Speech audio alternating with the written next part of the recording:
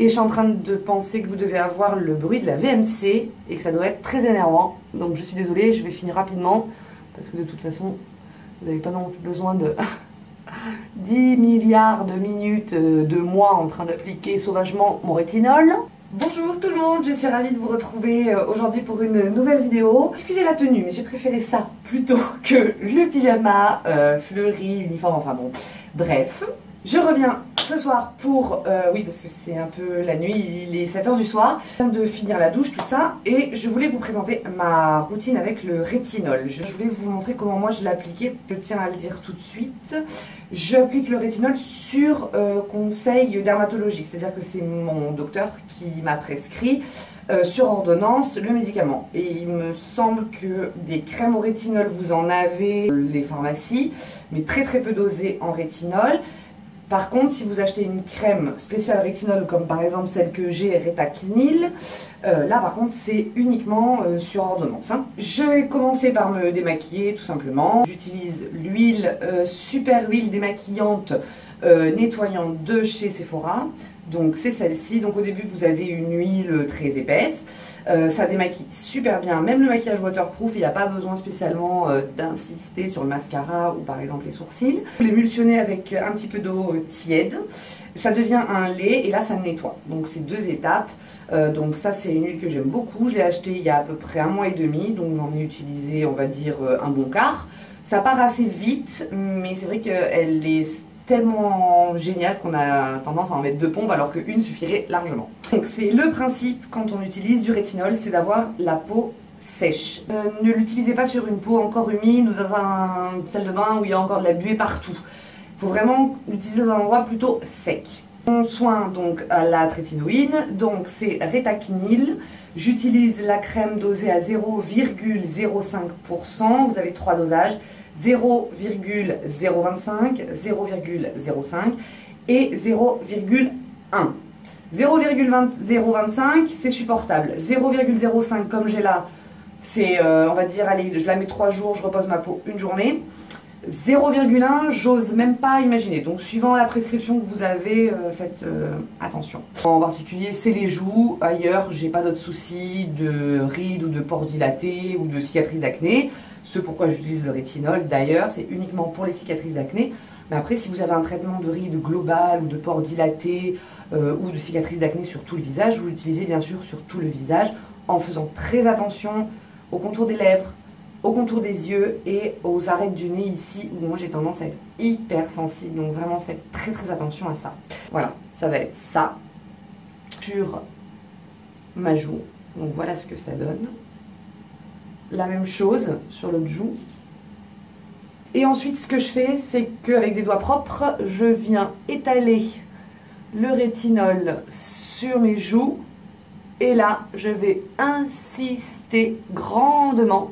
Pour faire pénétrer le produit, il faut que ça chauffe. Il faut presque que ça fasse mal, malheureusement, pour avoir une efficacité optimale. Et ça, c'est une petite astuce que je tiens de mon dermatologue.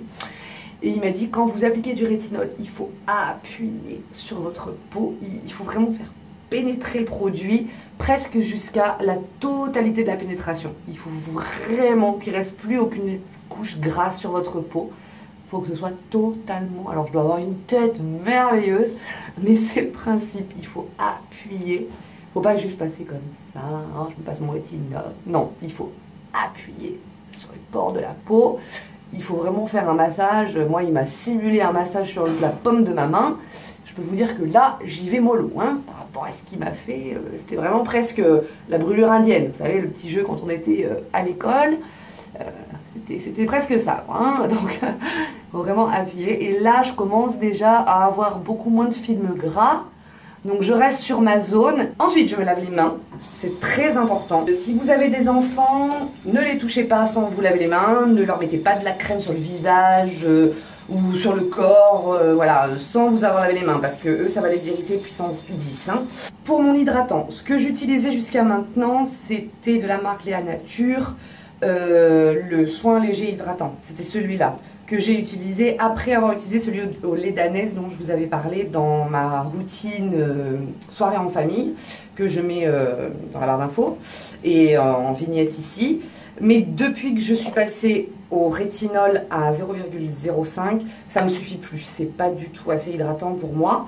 Donc ce que j'ai fait, c'est que je suis passée à la Nivea crème, l'ancien pot bleu qu'on adore à se mettre partout. Je fais juste une petite parenthèse. Je sais que sur certaines peaux, cette crème peut être très très comédogène. Donc je ne vous la conseille pas du tout, mais alors pas du tout.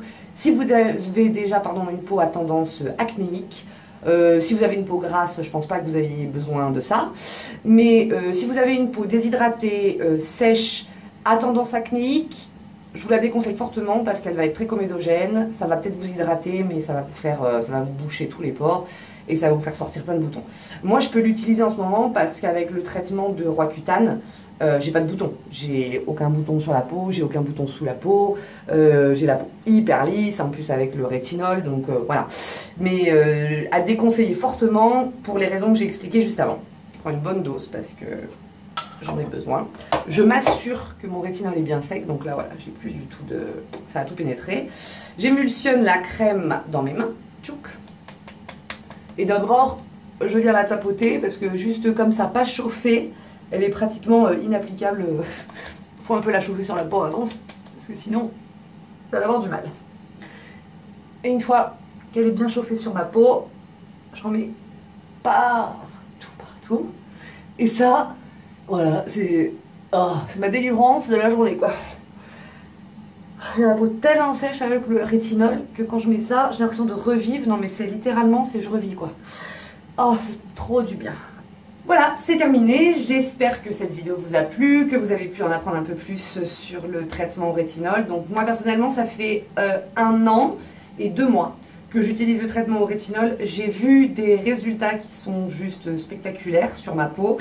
Unanimement, tout le monde autour de moi, bon moi la première, je vois bien que mes cicatrices ont disparu. Pour l'instant, je suis sur le rétinol et je pense que dans les années à venir, je passerai sur le laser, puisqu'il me reste encore quand même des cicatrices qui sont trop profondes, on va dire, pour être traitées par le rétinol. Et je ne veux pas utiliser la crème à 0,1 parce que déjà la 0,05, je la supporte à peine. Donc je passerai directement, je pense, au laser. Je souffre une bonne fois pour toutes et on n'en parle plus. Voilà, j'espère que cette vidéo vous a plu et moi je vous dis à bientôt pour de prochaines vidéos. Salut!